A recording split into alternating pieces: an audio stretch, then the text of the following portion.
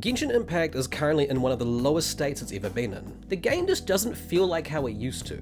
This is a common sentiment shared both among players and content creators alike. Now, I have been watching a lot of videos about people's thoughts and opinions regarding version 5.0 and Natlan as a whole, and suffice to say, after the Natlan Archon quest finished, people just became really apathetic towards the game. I also feel the same way about this. Genshin Impact just feels different now. The whole vibe it had before has just vanished. Well, I wouldn't say it's vanished, it's more like shifted, you know? So I wanted to make a video to discuss why people feel like this now. Why has the player base decided to be more apathetic towards the game? What was the cause of this? Because nowadays, when I look at the game, I just feel really just meh towards it, you know? And we all know at the end of the day, we're still gonna come back in the future because sunk cost fallacy and all that crap. But we critique the game because we want it to be better. Now, I think there are three main reasons why the game is falling off. 1, the decreasing goodwill between Hoyoverse and the players. 2, the lower quality of storytelling compared to the past regions. And 3, the disenchantment players are feeling towards the game. Now, I'm going to start with discussing the latter because I want to explain what I mean by disenchantment. Genshin Impact is set in a fantasy world, but the fantasy elements are grounded through real-world comparisons which give the world consistency. For example, when you see characters from Liyue or Fontaine, you can clearly tell they're from said region based on their design alone. This isn't only for characters too. Technologies such as Ruin Guards have a fantasy vibe to them, making them fit the world of Teyvat. You can grasp these things existing in the game. Now, the reason why people are feeling disenchanted towards Genshin Impact is because of the lack of this aspect or disregard of this aspect in the game.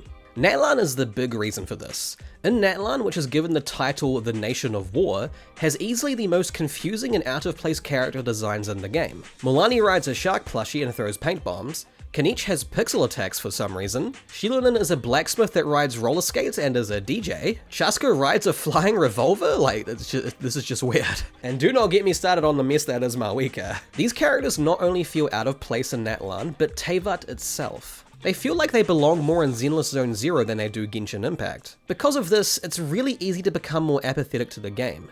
It loses that substance, that cohesion that makes the world feel legitimate. When Natlan was advertised as the Nation of War, players were expecting a more darker shift to Genshin storytelling, but instead we win with the power of friendship. Now, when I think of a god of war, I think of Kratos, not a lady in a biker outfit. It's no wonder players have become disenchanted with the game when the ideology of the region itself is being questioned. Now, disenchantment by definition is a feeling of disappointment about something or someone you previously respected or admired, aka disillusionment. Natlan has caused us to feel disillusioned with the game itself. Because of these elements that were once in the game, the consistency, the cohesion of the world building, has now just been thrown out the window. It's just not there anymore. And speaking of Natlan in this regard, this brings me to the second point I brought up before, the lower quality of writing. The majority of the Genshin Impact community agree that Fontaine and Sumeru were the best Archon quests in the game. Both of these regions were a huge step up in not just writing the stories and lore, but developing the characters as well.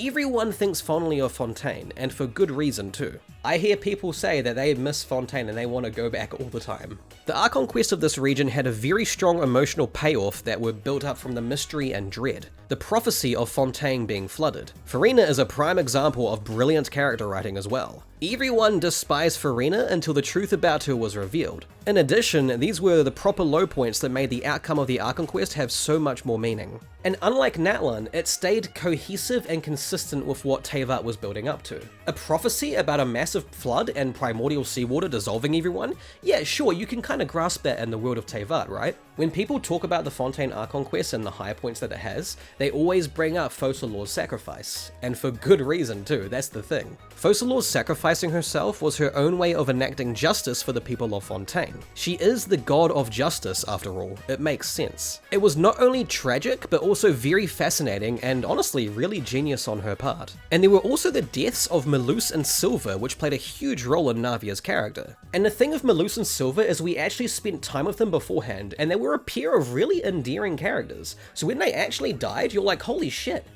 Dude, that sucks. Especially when you see Navia break down from it. This is why Fontaine is so fondly remembered. So, what happened? What changed? Natlan was not only a drop in overall writing quality, but it was also the very first time Genshin's story quality dropped as well. Every region until Natlan felt like a step up from before. The lore and stakes were progressing. But when Natlan and its Archon quest finally dropped, it felt more like a step down. Not only is the story convoluted, but it also lacked the emotional payoff that Fontaine and Sumeru had. The captain as a character was severely underused, and Mawika's character lacked the depth that the previous Archons had, which is a topic I made an entirely separate video on. I recommend you watch that. I worked really hard on that. If you don't believe me or want more proof on this matter, I highly recommend watching both these two content creators' videos on the topic. They are great videos to listen to in the background while you do your dailies. They set up some interesting concepts early on: a compelling antagonist who shares the same goals as the protagonist but cannot agree to the same methods, a group of heroes from different tribes working together to save their nation from destruction, an overconfident leader who may be reckless in pursuit of her goals, but none of the parts which hooked me in came to fruition. It also doesn't help that things just happen really smoothly, like the last two heroes woke up right when they needed them to. And the one major opposition to Mawika, which is the captain, complies to her plan after questioning it for roughly 30 minutes. This is why I personally think that the conclusion of Act 5 didn't have the same emotional impact as Fontaine or even Sumeru did. There were just no stakes. And this brings me to the first point that I wanted to talk about: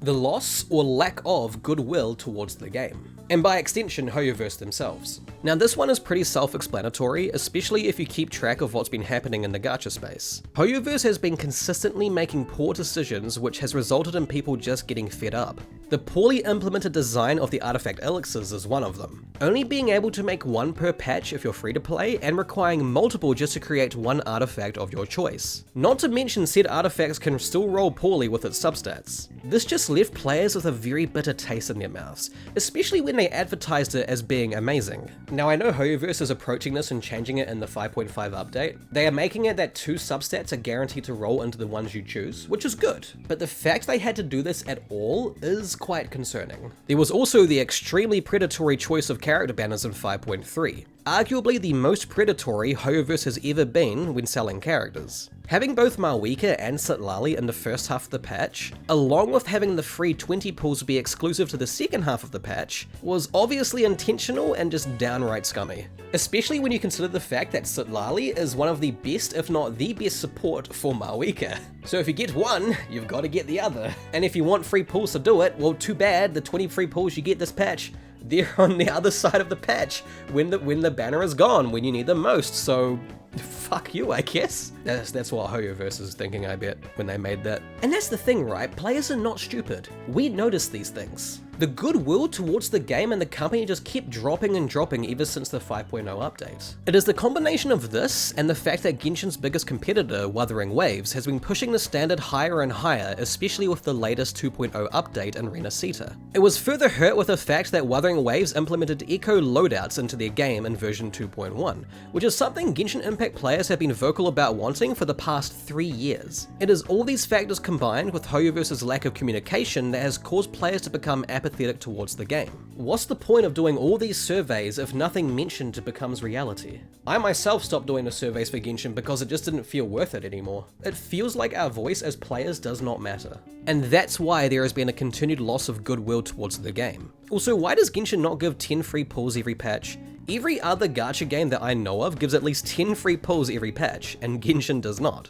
Now to wrap this video up, I just want to say that I don't dislike Genshin Impact. On the contrary, I absolutely love the game. It has given me many great memories, and I've made a lot of good friends in the past 4 years because of it. Just like my video critiquing Mawika, I make these videos because I care about the game. I want it to be better, and when I look at the state it's currently in at the moment, I find it concerning. I am genuinely worried for the future of this game. The same for Honkai Star Rail too. The Castorus situation, if you're aware of it, is yeah, that's not good. I think that's why I've been playing a lot more Zenless Zone Zero and Wuthering Waves lately. They're my coping mechanism, who knows? Also, the games are just really damn good, so yeah. Anyways, thank you so much for watching, guys. That's all I have to say about this topic now. Let me know your thoughts and opinions. Tell me them in the comments down below.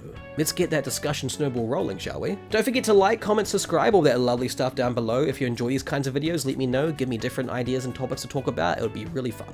Anyways, once again, thank you so much for watching, and as usual, I'll see you all in the next one.